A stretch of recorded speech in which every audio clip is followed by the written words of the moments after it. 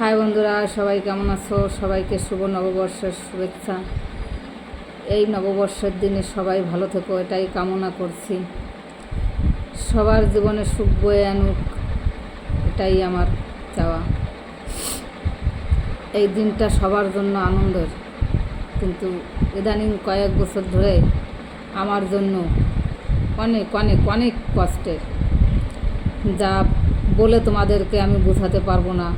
কারণ 2015 সালে এই দিনটা ঠিক যেমন বুধবার ছিল 15ই এপ্রিল, পহেলা বৈশাখ, ঠিক এবার যেমন দিন তারিখ বার সব মিল আছে।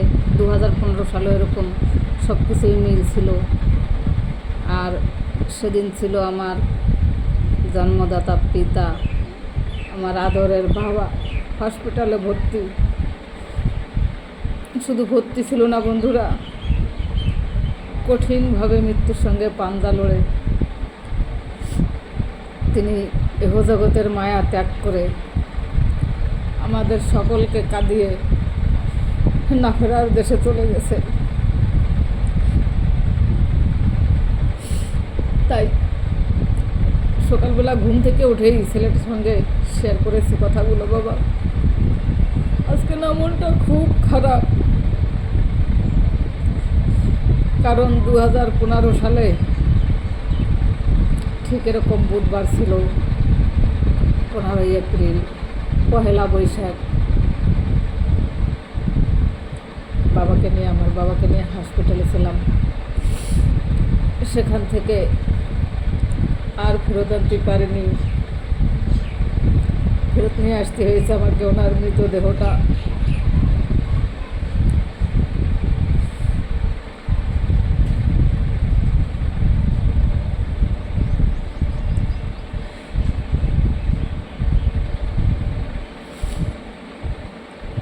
তাই এই নববর্ষের দিনটা আমার জন্য খুবই বেদনাদায়ক, যা আমি সহ্য করতে পারি না। খুব কষ্ট লাগে, খুব আদরের ছিল আমার বাবা।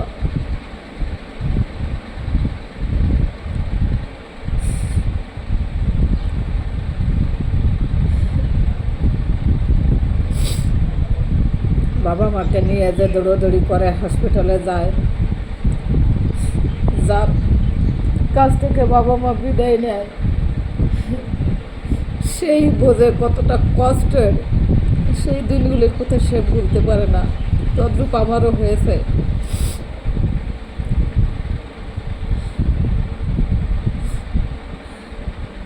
তাই তোমাদের সকলের কাছে এটাই আমার চাওয়া, আমার বাবা মা যেখানেই থাকুক যেন ভালো থাকে।